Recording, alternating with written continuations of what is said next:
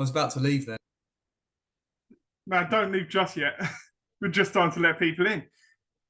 So hello to everybody starting to join us. We're going to leave it a minute or so just so everyone can finish joining in case they're running a minute or so late. So in about a minute, we'll get underway. So you've got time to grab yourself a quick drink or a snack or something. And we'll get underway in about a minute.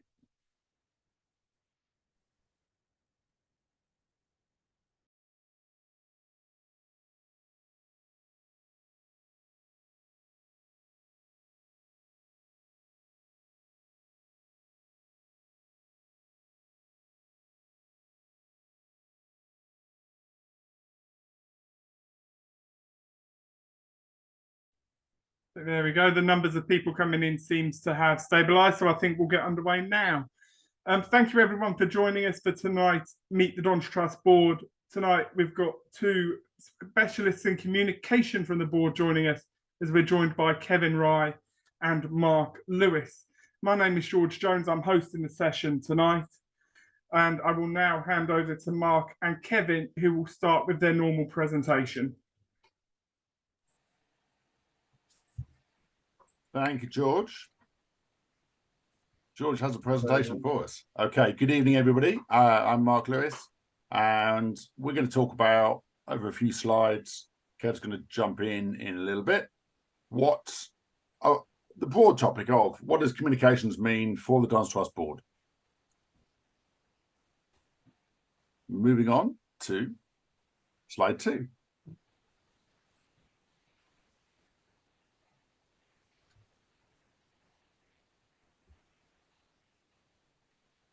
So just a quick introduction personally.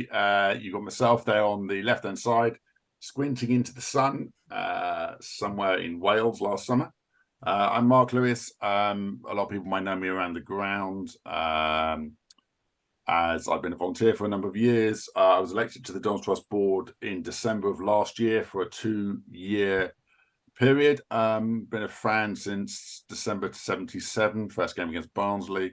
My background, my professional experience is in initially advertising and then event, exhibition, sales and marketing. And obviously that involves communication negotiation with businesses, both in the UK and overseas. Back in the 80s, I used to write for some of the fanzines like Grapevine. I was then a WISA committee member around the time of the Dublin activity and obviously then the MK fight and campaign.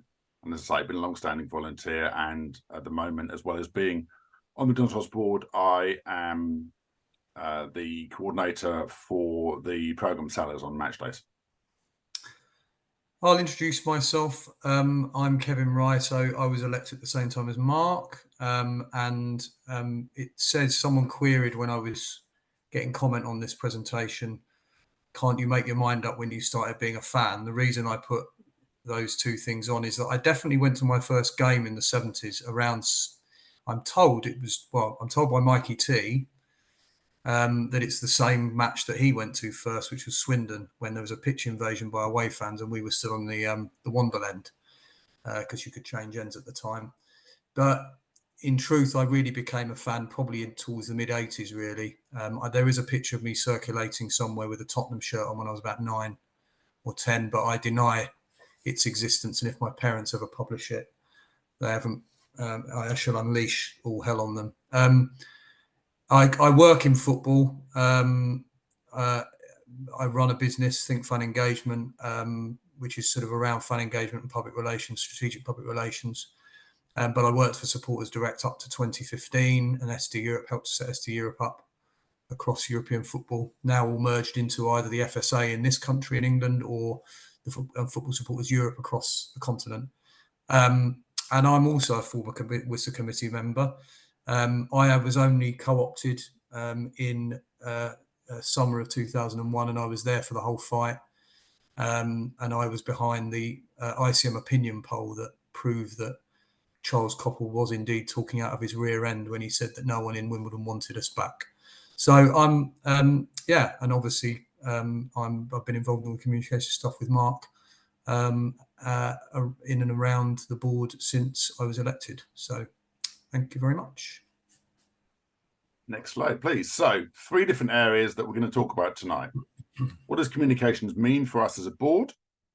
What have we been doing in the area of communications? And then a little bit more about the formalization of the structures and processes that we've been working on in the background and how we're going to be moving things forward. Obviously, hopefully that will be thought-provoking. If anyone's got any particular queries and questions, I know George has got some questions that have been sent in advance as well. We'll take them at the end, and we'll do our best to be able to cover particular issues, both in communications and more generally relating to Dance Trust Board activity. So, moving on, George, please. Just a general slide here as an overview. I think it's a sensible place to be able to start, because as a Dons Trust Board, obviously our communication comes in different forms, and we are responsible to want to and endeavour to communicate accurately in a timely and open and transparent way. And how we do that, there's obviously a variety of different things that we use to do that, and we'll talk about them in a slide or two's time.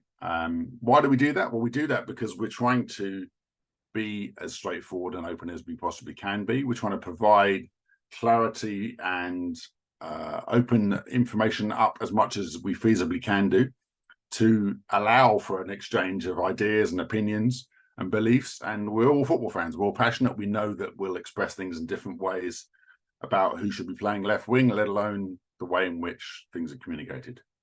We obviously try as a membership organisation to engage in the dialogue two-way. In other words, to not just be telling members things, but also to be listening to what they have to say, listening to their ideas. And as a board, I can definitely confirm that in the last year or so, as I say, since Kev and I have both been on the board, we have on a number of occasions just got together separately to the monthly board meeting and actually listened and considered and reviewed certain specific situations rather than just blindly believing that we know best.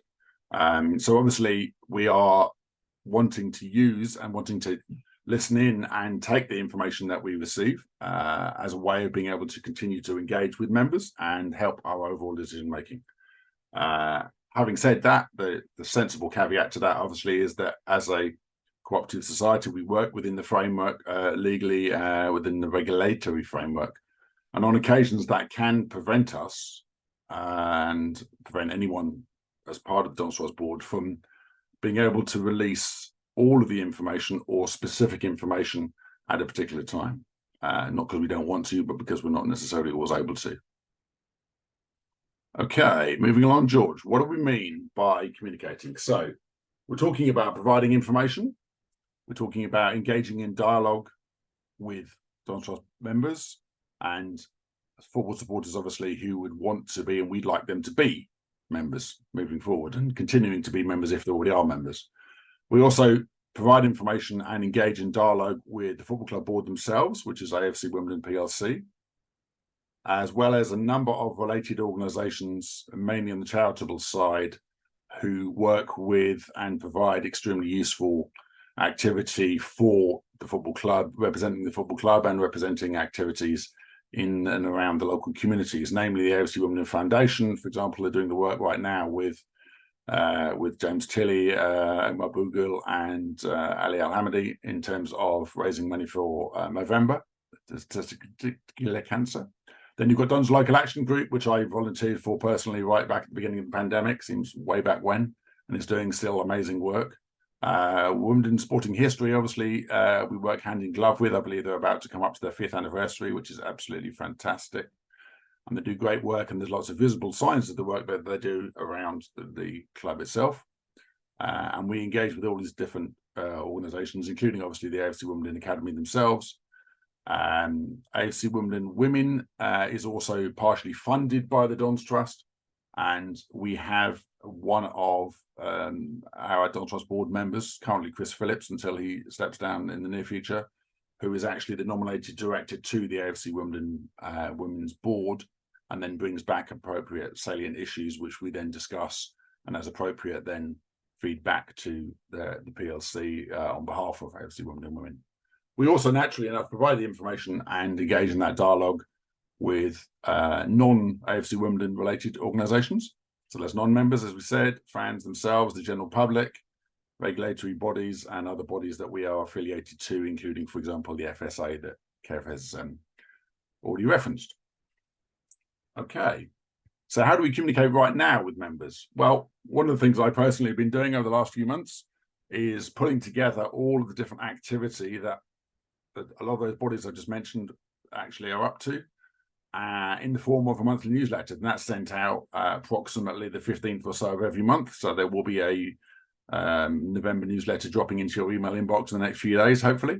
And that rounds up the latest Don's Trust news, reviews of activity. Obviously, then we are face-to-face engaging with members at both special general meetings that happened only a couple of weeks ago, as well as annual general meetings. We have the AGM coming up on the 18th of December. And naturally enough, we're also able to engage with those members and take questions online, as well as the face-to-face activity. Talking of face-to-face, we're there every match day. We have the kiosk, which sits directly in the fan zone in the food area behind the south stand on a match day. There's always a couple of Don Trust board members there, and we're very open to engage with fans of all types, whether or not they are home fans, away fans. We've done some interviews with media in there in the past as well. Online, we engage as much as possible via pro boards and any other social media. There's a Twitter account as well.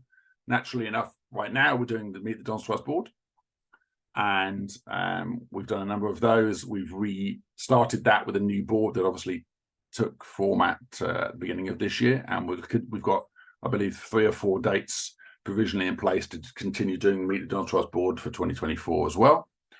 All of those updates and information that you'll see in the newsletter, we also see online as well, with the website being updated on a regular basis. We're well aware a lot of people will take their news and receive their news and want to receive their news in totally different ways. Some people are happy doing it on email. Some people are happy doing it face-to-face. Other people don't have the time or the opportunity or the facility to do it in person, and they would rather do things online.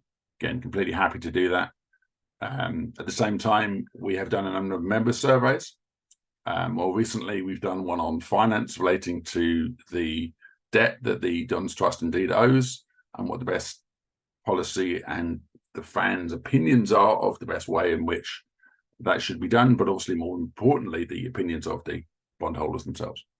And the big step is a particular specific survey that we did relating to tobacco and alcohol within football, and whether or not that is something which AFC Wimbledon should be involved with moving forward. Moving along, obviously then, as we mentioned before, the football club themselves are an extremely significant organisation that we as the Don Trust board communicate with. We have 3 representatives on the AFC Wimbledon board, the club board, and they attend monthly board meetings. At the moment, they are from the Don Trust board. They are Michelle Little as our chair, Graham Price as our vice chair, and James McDonald's been more recently elected onto that. We then obviously, in terms of how we communicate with the board and how we want the board to be able to communicate with members, we are open and happy to discuss any particular issues and resolutions that are brought, as one was brought recently, the Meet the PLC board. And at the same time, like I said before, we have ad hoc conversations. We have WhatsApp groups ourselves amongst the Don Trust board, and therefore we have ad hoc conversations on a day-to-day basis with the PLC themselves. And we also host on a match day in the boardroom at Plough Lane both the vice presidents and the PLC representatives, as well as the away directors from whoever the club is that we're playing on that particular day. Since we formed ourselves together as the new board in January, we've had a joint board away day, and we have another joint board away day scheduled to be early in the new year, where we're talking about general strategy, because really we're very keen as the board to have one overall group. It's not by any means a case of the Don Trust board believing one thing, the PLC board believing another thing, and the club believing a different thing altogether. We want everybody to be singing off the same hymn sheet and discussing and agreeing overall strategy is a very practical way of doing it. And of course, there will be specific strategic issues, because we're the oversight group, that we will raise with the PLC board as appropriate from time to time. And this is the last quick slide that I'll talk about, and then I'll hand over to Kev. So communication, also we talked about previously, relates to how we do things with the public, their website updates that we'll send out to the different regulatory authorities. We work very closely with the FSA. Actually, the FSA themselves have particular training courses which each of us as board members have done. And we are on a number of occasions very grateful for the input and advice that they're able to give. People who are able to attend the recent SGM will know that there was a local representative from the FSA at that particular meeting, and we were able to consult with them more recently when we were in a situation where we needed to appoint a casual vacancy, and we're trying to understand exactly what the regulatory framework was there. And naturally enough, there are also specific bits of paperwork that the Financial Conduct Authority requires of us as a friendly society. So for now, I'll take a breath and pass you on to Kevin. Thanks, Mark. So some of what we've been doing, I thought this was a useful thing to go through attendees with. So obviously, what you're seeing outside or externally as members isn't always going to be, it's often not going to be the sum total of what we're doing. In fact, it never will be. And some of this stuff is stuff that you've seen. Most of it is stuff that you won't be aware of. In fact, one of my little news stars has disappeared off it. So all of the stuff down here. So if we look at obviously established new meet the DTB format, and then running the debt consultation program, that's something I'm running until later this year. Not much left of it. But just as a reminder to anyone out there who hasn't completed the survey that went out to members with an accompanying explanatory document to try and help you understand some of the issues, please ensure you do, because it's really important that we get feedback on this. It helps us think about the issues. It's not a simple case of you tell us what to do and we go off and execute it. We need to make judgments sometimes, and that's why we're there. But we can't do it blind, and we need to have that feedback. So when we're talking about dialogue back there, that's really what dialogue is in one case. The rest of this is all stuff that I think probably largely people won't be aware of. So if I just talk through them. So you'll have seen, some of you keen observers will have seen that we tried to recruit a communications manager earlier in the year. It was a little bit of a dipping the toe in the water to see if we could get volunteers more involved in running some of the day-to-day operations of the trust. Something I've been very keen on since I came, since before I was involved, before I was involved on the board of the Dons Trust, knowing from my experience of many years of working with supporters trusts how important it is to retain continuity. And if you'll see George here tonight, for example, having a volunteer who provides what you call sometimes institutional memory, you can remember things that have happened, things that were the way we do certain things. And it's really important for an organisation like us to not lose a board and lose all your skills. So I've been trying to work on that. And that communications manager role didn't really happen in the end. I had very few applicants. And what we've managed to turn it into is we've used it to our advantage, actually. And we're creating a working group of people with the board, working with the board. And there's one particular volunteer, it's a guy called Richard Cobb, who some of people might have heard of, who lives around the stadium. He's become quite well known because he's got a dog. But he's becoming an incredibly good resource and support for a lot of the initial work I've been doing around the communications capacity and some of the things we do, a lot of which is beneath that bullet point about the working group. So that's a really important element of what we're going to be doing. And we're going to be putting out a call on that, a call for that soon, announcing, requesting people who are interested to contact us. to see what skill sets they've got. So it's a much less involved role than a communications manager, and we're just looking to spread the work out a bit more and utilise the skills in the membership. Establishing a joint AFC Women Club diary across all club organisations. That's one of the first things we're going to be doing, because I know it's been an observation by many people that there are times when things seem to be announced and there seems to be a little absence of coordination, and that's correct.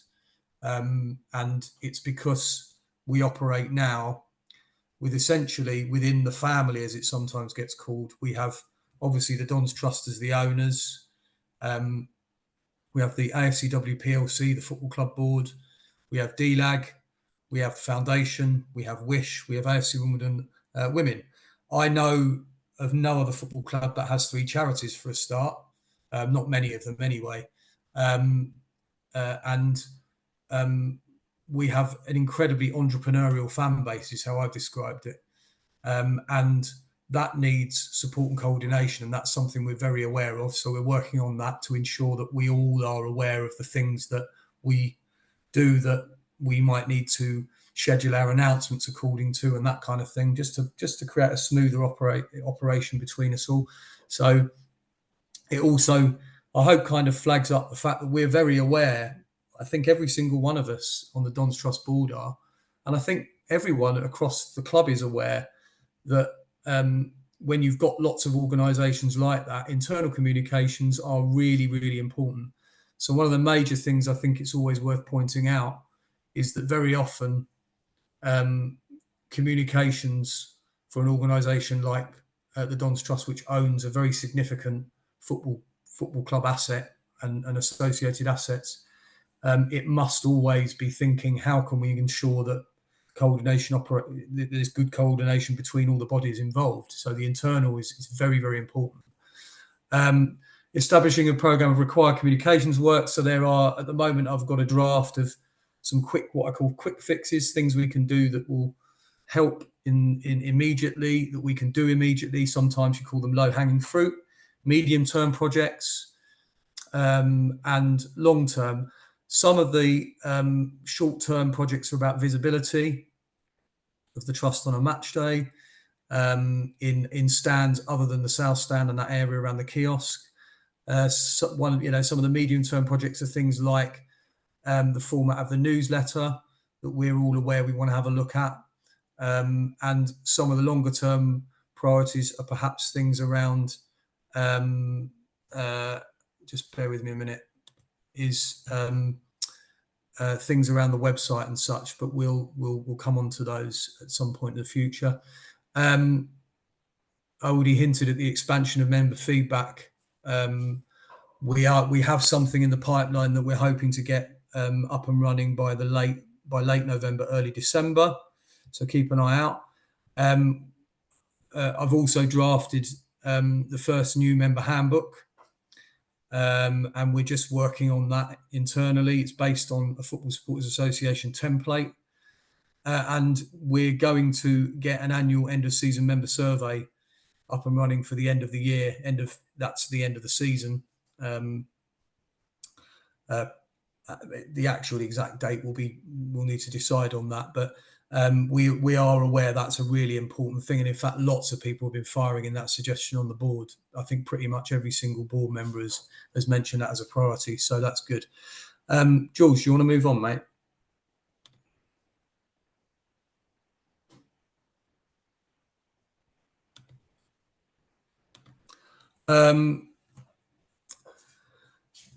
Helping establish joint activity with the club. So obviously we do a lot of work with the football club from time to time, or we work with the football club from time to time. One of the biggest things that I've been involved in of late has been helping the football club to establish a review of communications, and that's about output as well as how communication is organised and the skills needed.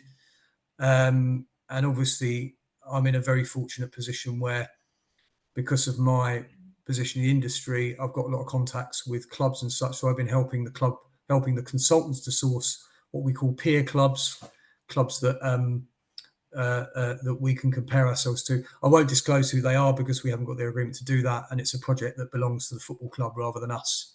So apologies that that I can't do that. It might be quite nice if people hold their questions for the end, and George will field those. So just bear with me, and once we're through this, then we can deal with some questions. Obviously, things like the Big Step, that's another initiative, the Big Step work around that. Development of policies on areas like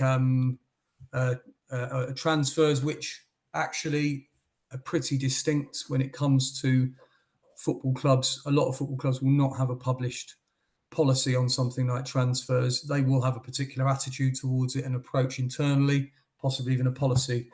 But it's something that we're keen to always make sure we've got in areas that are important for the manner in which we operate as a football club, or manner in which we want the football club to operate itself on a day-to-day basis and deal with these sorts of issues. And then obviously ongoing support on specific one-off issues as required. I don't need to really go into detail, but we're all aware of issues that have been going on over the last year or so, where the club has received support where it's needed it from us and from individuals on the board, including myself. Thanks, George. So yeah, just a quick overview, kind of recap. The enhancing of presence both online and around the ground, particularly the late November, early December, as I've mentioned. The need for regular annual survey of members, that is going to happen. Really important. Obviously, we continue to engage online and face-to-face. The kiosk is always there if people wish to approach us on a match day. I certainly prefer face-to-face conversations to other formats. I've done lots and lots of very big and very small meetings of all sorts over the years, and I very much enjoy that kind of work like this. Plans for additional engagement with members, we've already talked about, things like surveying and ongoing work around that. One of the key bits, actually, we didn't really raise because it's not really so much a communications project, but it's an important area that helps us with our communications. It's a 16 to 24-year-old age group, and I have to pay credit to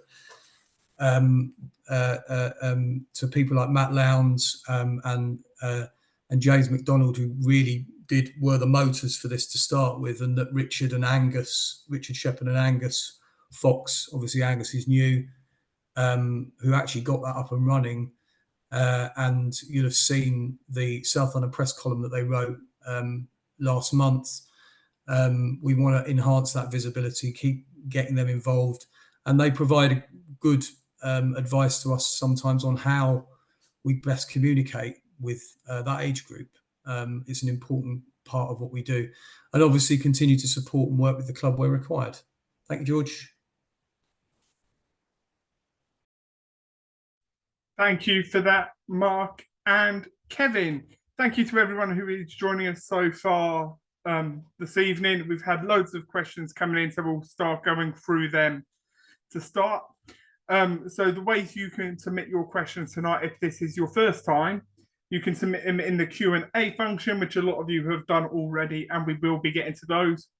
You can also use the raise hand function, which you should be able to see next to your name somewhere on your Zoom setup, depending on what device you're on, and then we'll allow you to come on and verbally ask your question in person, and then we can have a bit of a conversation. So we'll start off with the Q&As. I would ask that everyone do put your names to them. That would be the only thing I have. Most of you have done already.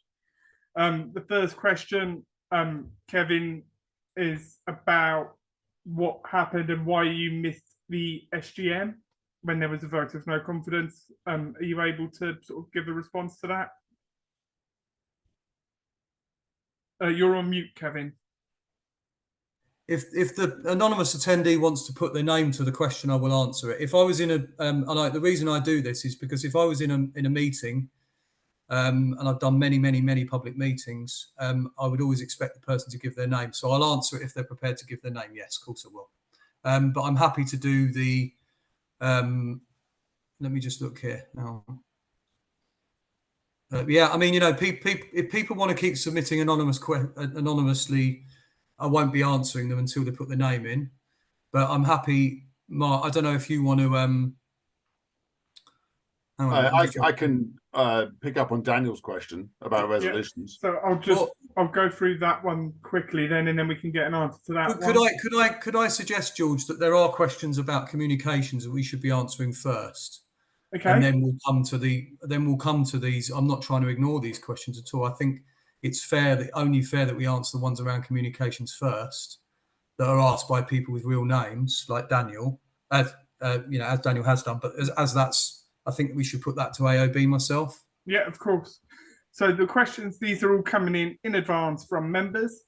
The first one: how frustrating is it when we receive legal advice, meaning the trust can't comment on issues which the members may expect them to comment on? And how do we deal with those situations? Should I take that, Mark, or should I start that, Mark? Feel free to. I mean, it's a relatively straightforward one. Yeah. Well, it is, and I mean, in many respects, it is. If you're given legal advice as a company, as an organisation, advising you not to do something, or if you've asked for advice about something, whether you can talk about it, and the league, because the thing about legal advice is it does depend what question you ask. If the question you ask is, we would like to tell people, what can we tell them? That's a different question to, we're not sure we can tell anyone. Is that correct? Is it a good idea not to tell anyone this particular issue? But generally, there will be very often advice will come back that we can't, or there's a legal position that we're not able to disclose something, and we have to accept that that it's in all probability the right decision for us and for the football club. And it's just one of those things that we mentioned on the slides. It's one of the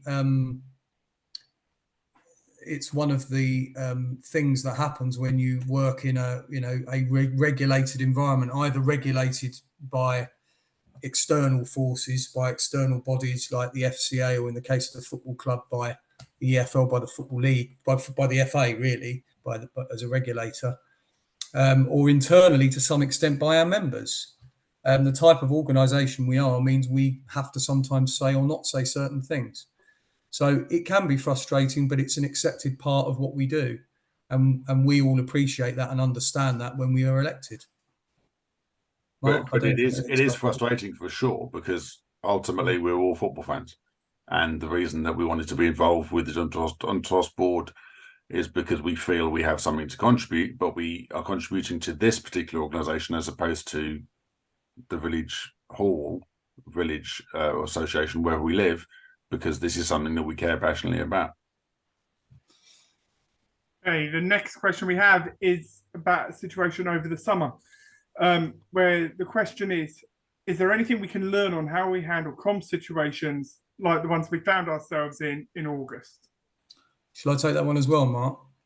Yeah, and I'm happy to offer my opinion too. Yeah, no, of course. Can you just repeat that? Because I was beginning to think of the answer and then I've kind of forgotten the first part of it. What can we learn from the comm situations like we found ourselves in August? What we can learn is that sometimes things appear that you didn't expect and they're not easy to deal with. That's the truth. And that's really all I'm in a position to say, and kind of all I would really say is things come out of nowhere sometimes, and you have to deal with them as they are. The only other thing I'd add to that is that in any situation, whether it's what happened over the summer or anything within any business that we work with professionally, if a situation crops up, as Kev has explained, that you don't expect and it comes from left field, and it isn't an explanation isn't given relatively quickly, then unfortunately a vacuum appears. And if you don't feel a vacuum, then people will naturally, because they're human beings, speculate about things, and you can't help them doing that, can't stop them doing that. and obviously we were frustrated ourselves because we would have, I guess it's fair to say, we would have liked to have been able to release more information earlier than actually happened. But as Kev said, we weren't in a position to do so, and therefore we didn't, because we couldn't. But so what do we learn? We like to try and do things perhaps a little quicker, but equally, as we mentioned before, we're not making any excuses about it. I think we're just being very practical about the fact that legal advice was being taken, and when legal experts who are legal experts for a reason advise people who are not legal experts, you should do X or you shouldn't do Y, then you listen to them and pay attention to them, so you don't actually cause any bigger issues than has already occurred. Thank you, Mark. Next question we have had, what other methods of communication would you like to see the Dons Trust Board start using? I'm happy to use any type of communication possible. I mean, I wouldn't profess, apart from message boards, face-to-face engagement and Twitter, to necessarily know so much about other bits of communication. Obviously, the club have more recently engaged on Facebook and Instagram. We've got a number of different followers on that. I don't know enough about them, I happily confess, to know whether or not that's the best way of particularly doing things.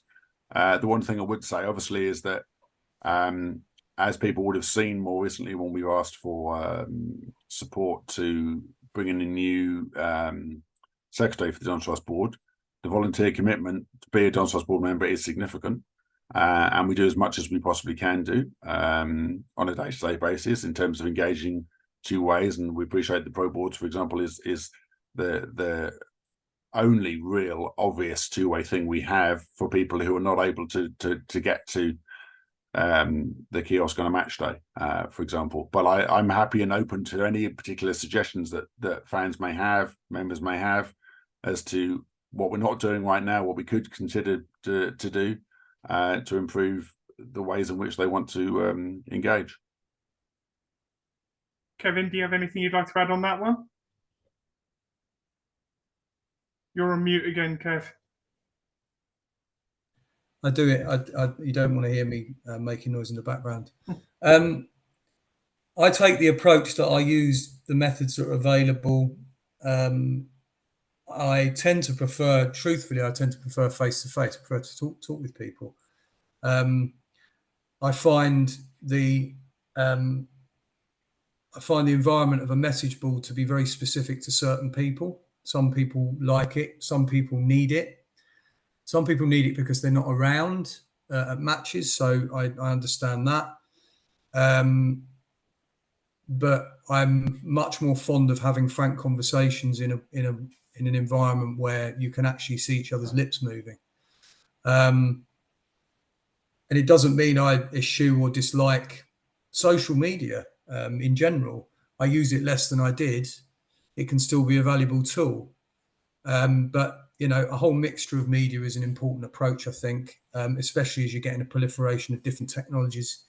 It's a good idea, I think, and actually I think a lot of people are returning much more to face-to-face, even if we're still doing things like this to supplement it, which I think is really good and really useful. When I was behind working with people like Richard and George getting Meet the Dons Trust Board back up and running again.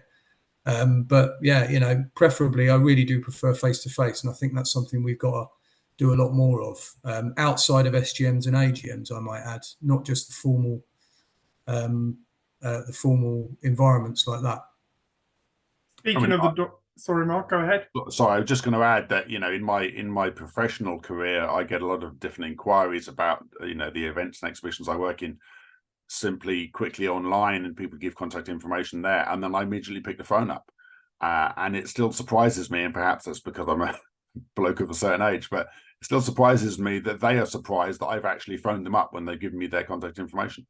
I would, as Kev said, I'd much prefer to be able to talk to people in whatever the right format is that they understand and they are comfortable doing, but I'm much more comfortable doing it face-to-face. I don't have any ideas or airs and graces or concerns or things to hide at all.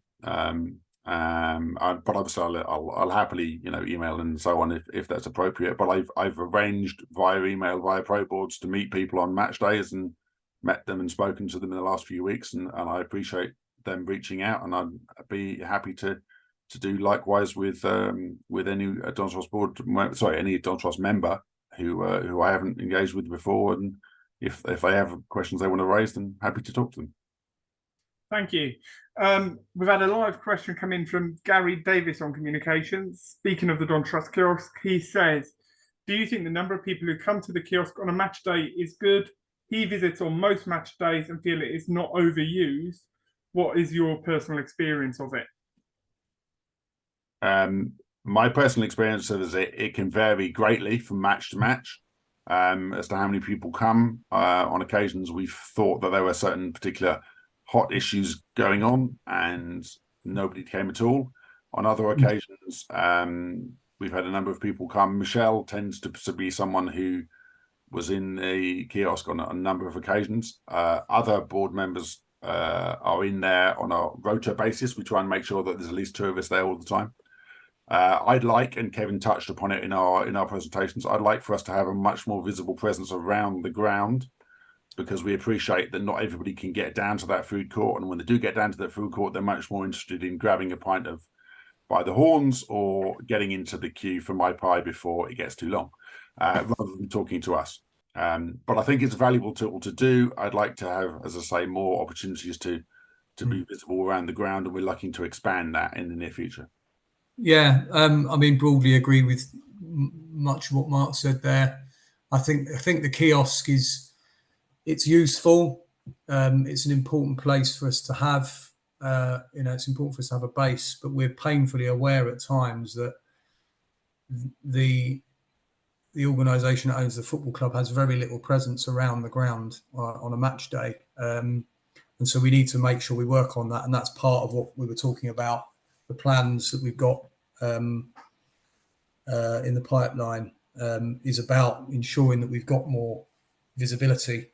And also that we appreciate as well that that anything that we do around that, where we might need volunteer support, because that might be something we look for, that it needs to be something that's quite easy to do, or that is going to be kind of reasonably attractive to volunteers to help us with, because we would like to do that. We would like to have more presence, and perhaps to have that supported by volunteers. So yeah, it's the kiosk is useful, but it is most definitely limited because it is based in one place, and we need to take ourselves out around the ground a lot more. I think we all agree with that. One of the questions we had in advance on a similar sort of line was, how can we better raise awareness of existing methods of communications which are currently underused? I don't know what the underused ones are, personally speaking. I know that Pro Boards we tend to be told a lot that Pro Boards is an incredibly important channel for communication. I think it has a place at the moment, most definitely, because it has users on it who are keen to engage with us. Truthfully, some are less so. I think there's been an issue with it. And it does put a lot of people off using it. It's a very specific environment that I think perhaps some people who do use it regularly don't always appreciate, that it's not, if it gets into a flame war kind of situation, it can be a very difficult place for someone to come on and talk. And it's the same with social media, that unfortunately people will say things on social media that they wouldn't dare to say face to face. I think it's just very important that we think about what we need to communicate, and then we communicate it across the means we have. I think if anyone says that I tend to be a bit skeptical of being told that we don't use one method enough, because looking at the methods we do use, and we've examined how we use Pro Boards, for example, the evidence is there that we've been pretty much as engaged as any board previously on it. So I'm sometimes a bit sceptical about the perception of the lack of communication through a particular means. In the same way as I am sceptical about the match day kiosk being the only presence on a match day. You know, we need to be much more visible around the ground outside of the kiosk. We need to be concerned with communication electronically outside of simply pro boards or Twitter. Might be other ways to do that. And that's why we have this part of the reason we have the 16 to 24-year-old group to help us advise on, you know, or point out new areas for younger fans, but also it's why we've got the communications working group being established, because we need to think outside of the confines of what we've been doing, perhaps. But you know, we use a lot of means, and we do so quite successfully, I think, in my experience.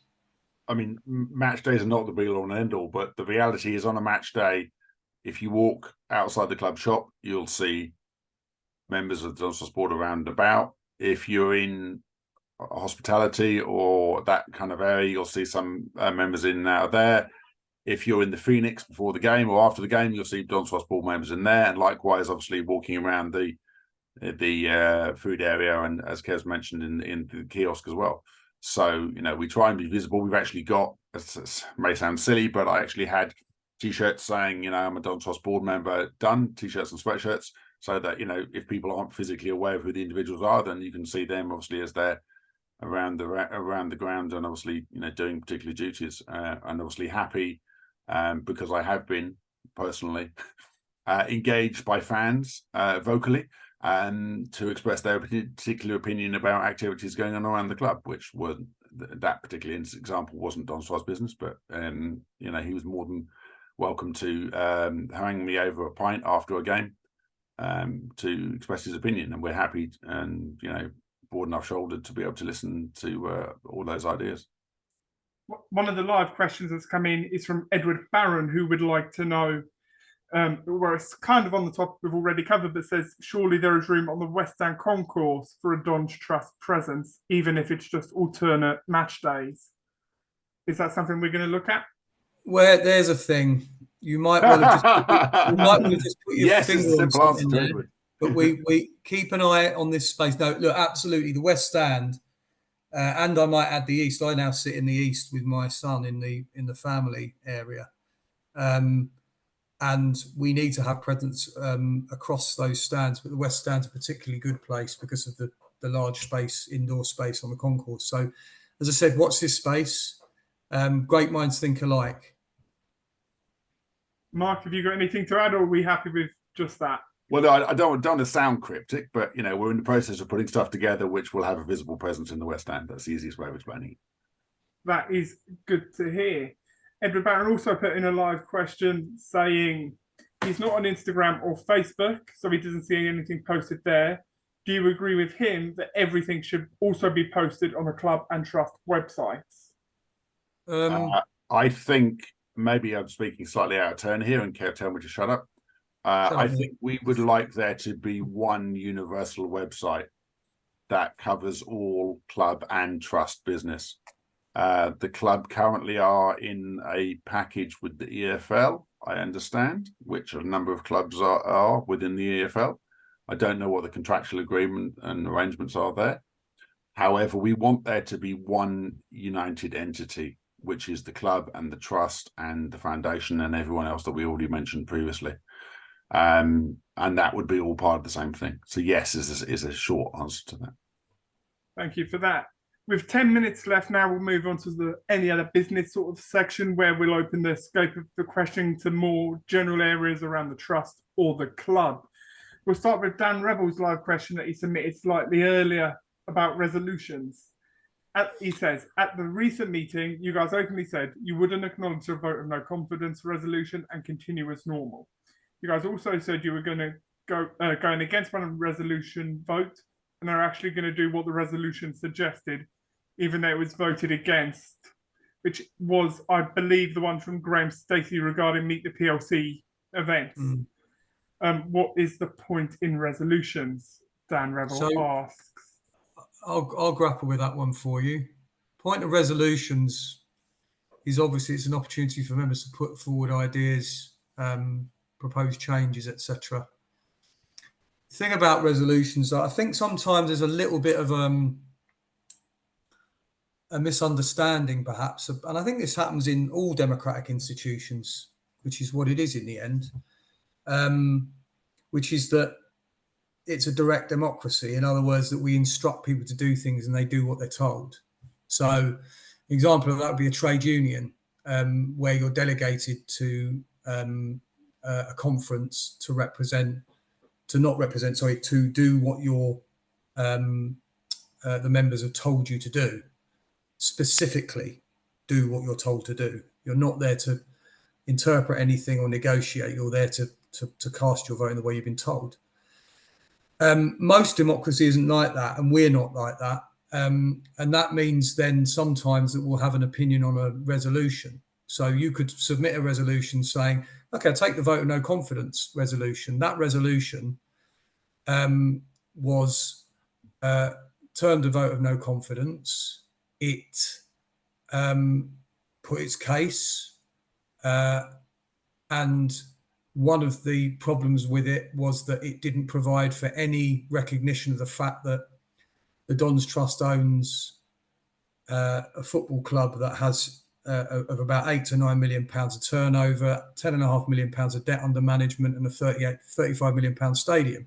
It just said that there would simply be a committee formed, I think it was, to deal with the ongoing. You can't run an organisation that has millions of pounds under its control and debt to service and all that kind of stuff. It's just not going to happen.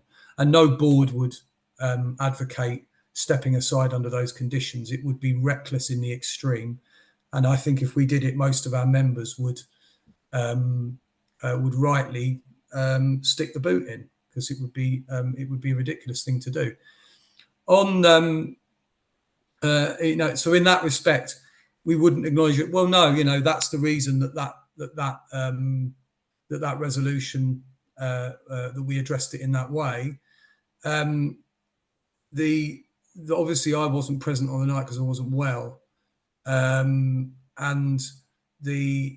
that resolution. I'm quite happy to leave Mark to talk about it because he's more aware of what was going on in the room. But again, with resolutions of any type, sometimes the view changes. It might not always come across very well, but sometimes people's views change in the room. That's quite normal in an organisation. And even if you might perceive it as being a bit weak or making a mistake, I'd rather have an organisation that changes its mind because the facts change, rather than pretending to stick by a perspective or point of view that's patently ridiculous. But I'll leave the rest to Mark. Thanks, Kev. Well, first of all, thanks for the questions, Daniel. I think to answer your question directly, what's the point of having resolutions? The point of having resolutions is to raise issues that individuals may feel strongly about that aren't necessarily things that the Dons Trust board themselves may have either been aware of or perhaps felt as strongly about themselves to be able to raise. So we are by no means, any kind of overarching organization that knows all of it and knows everything and has all the right answers. And as we said before, part of our communication is listening to members.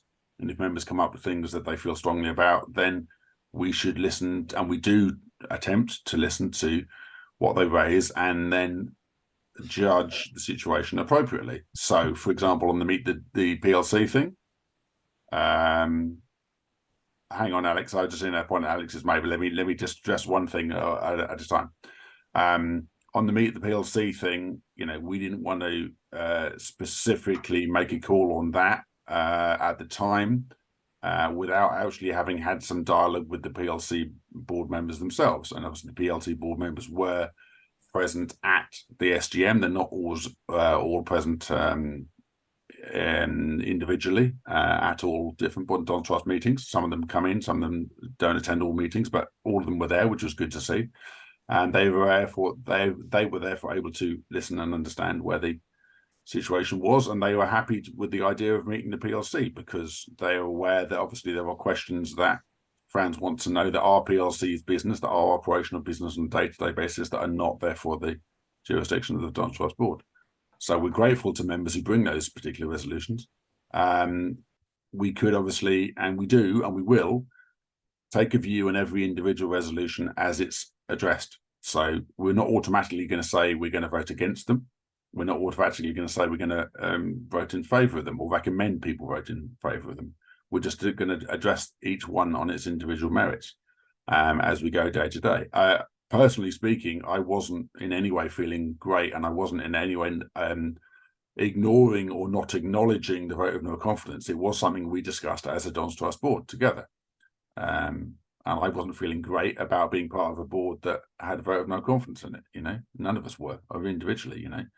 And we were therefore listening and talking and discussing together specifically what are these resolutions, what can we do about them, what do they mean, what significance do they have, and we've already ourselves reported back on the SGM and put a short report on to the Don Trust website on the news page there, and there's a link to there also on the newsletter that's going out in the next few days that I mentioned earlier, because we're acknowledging that we don't get everything right, and when we don't get things right, we listen in and we will review as we go forward. If there are, for example, resolutions which are brought in advance of the AGM, then we'll look at them and take a view on each of them individually.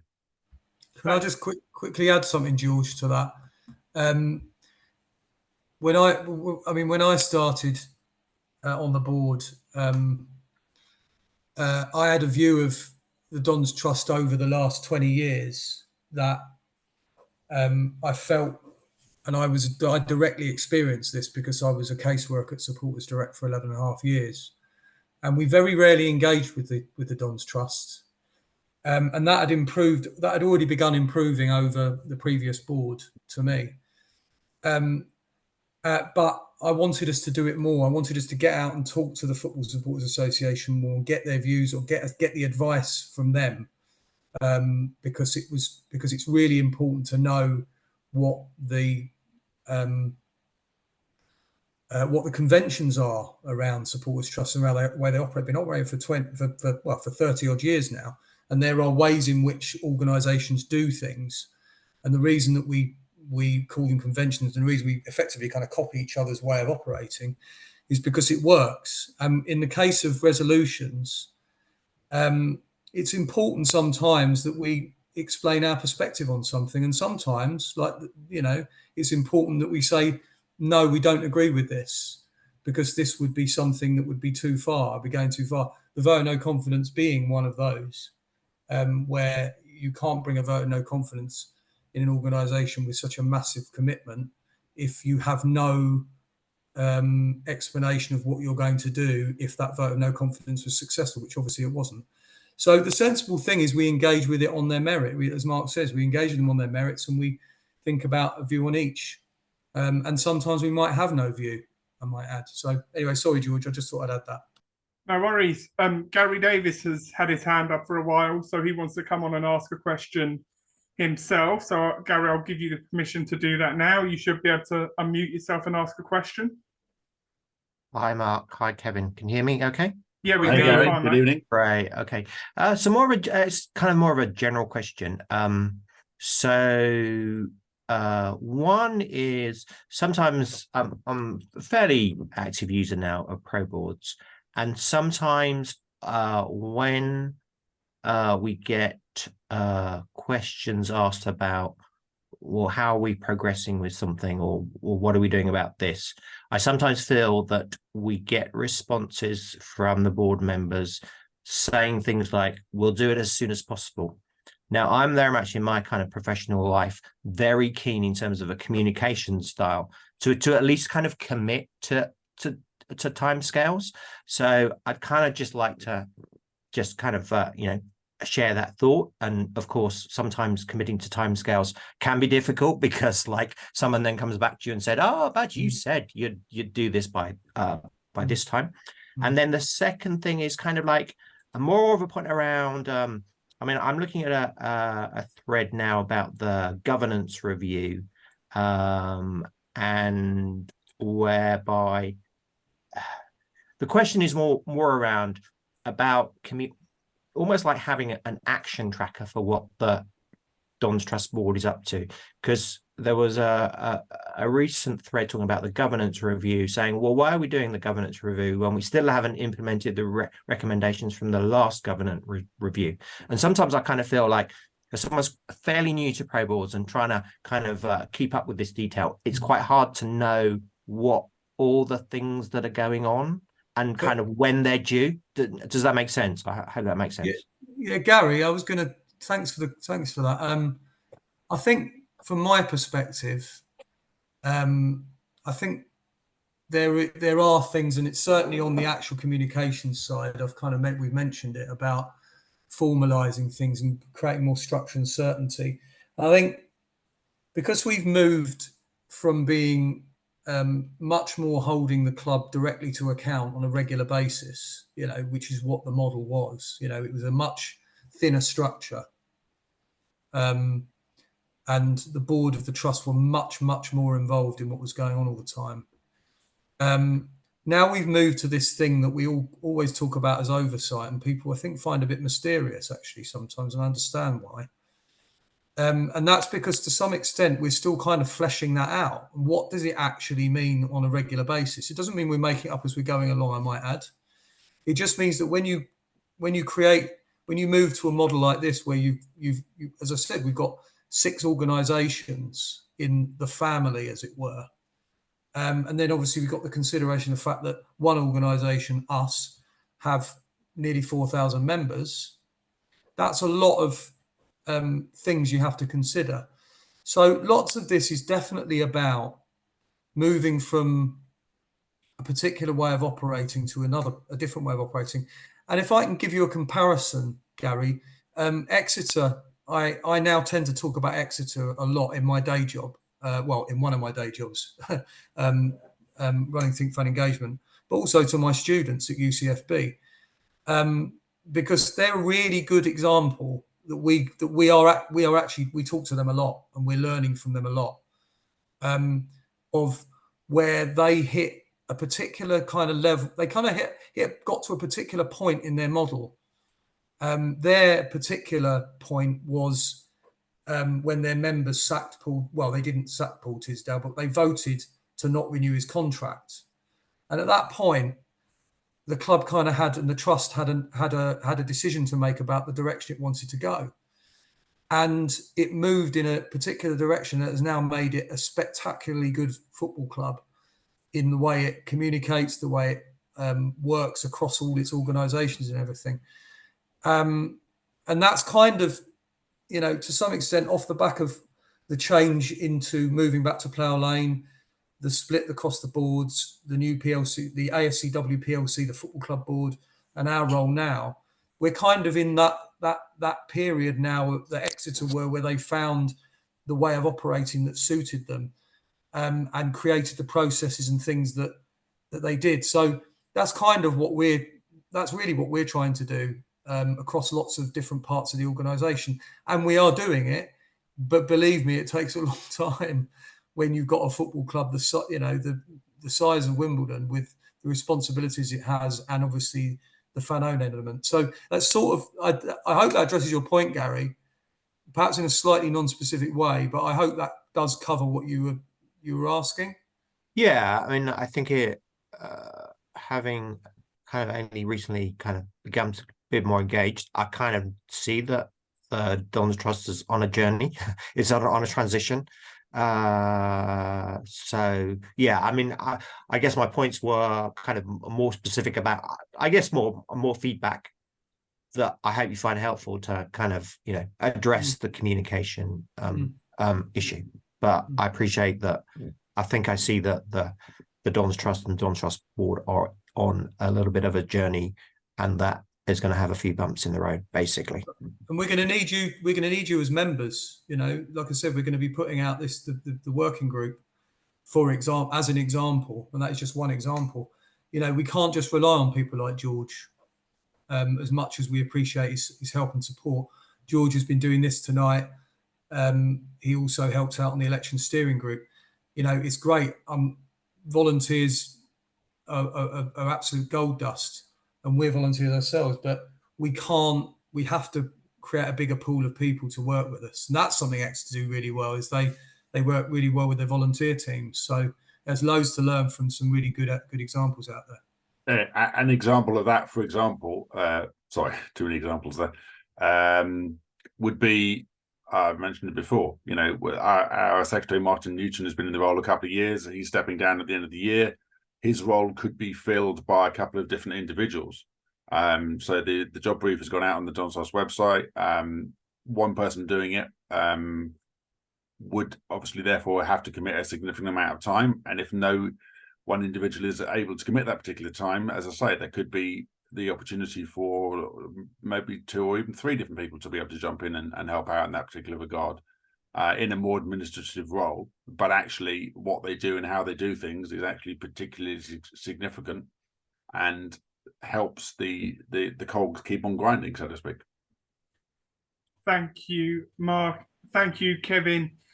We were booked for an hour today. We're slightly overrun, so I'll thank everybody for their time and for all of you guys. George? Yes. There are a couple of other questions which I'm happy to raise. I appreciate we are out of time, but yeah, are you guys happy to stay on for a bit? I'm happy to answer. Yeah, I'm happy to. Absolutely. Okay. All right, in that case, we'll go through these quickly then. A follow-up to Dan Revel, who was earlier question about resolutions and voting.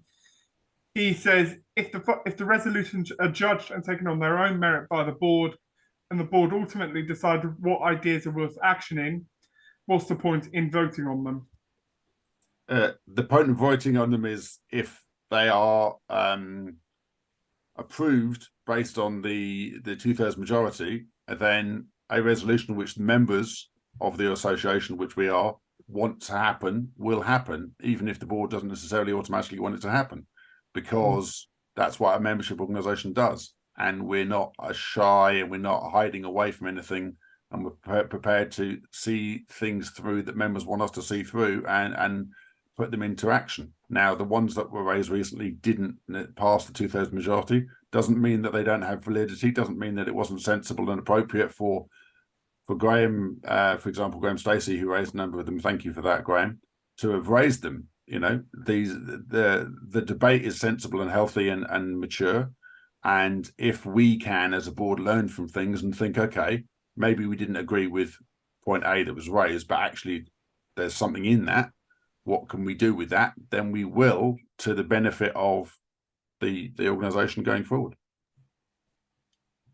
Kevin, anything to add on that, or? No, I'm happy to address the final one. Okay. I think Mark's done a great job on that one. Shall I start? I'll start there. Tim, do you want to? Yeah, I'll ask the question quickly. Tim Probert says, the Don's Trust, the Don's Trust owns our football club. What is the Don's Trust board doing to ensure our football club is more successful, whether football or financial? So, I'll take this first. One of the things that was done before I was on the board and Mark was on the board was the manner in which we split the responsibilities for running the football club. And I know there are critics of some of the things that have happened under the model, as it were. But I'll point again to the fact that this is a period of transition, and it doesn't matter whether people are tired of hearing that. That is just true.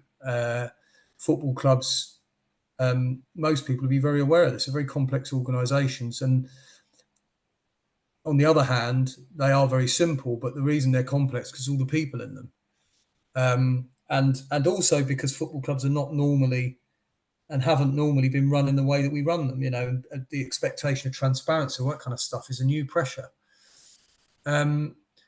So certainly some of the things that have been really important that the trust has absolutely been at the centre of before I was on the board, because that was really when a lot of these things were done, were things like the head of football role. That's an absolutely critical element for success, specifically on the pitch and in and around the playing side. But also that does additionally mean that you effectively free up the organisation more outside of the match day and around outside of the football side, the actual playing side, to focus on the business itself of getting people into games, sweating the asset, as they call it, getting more people in to use the stadium and that kind of thing.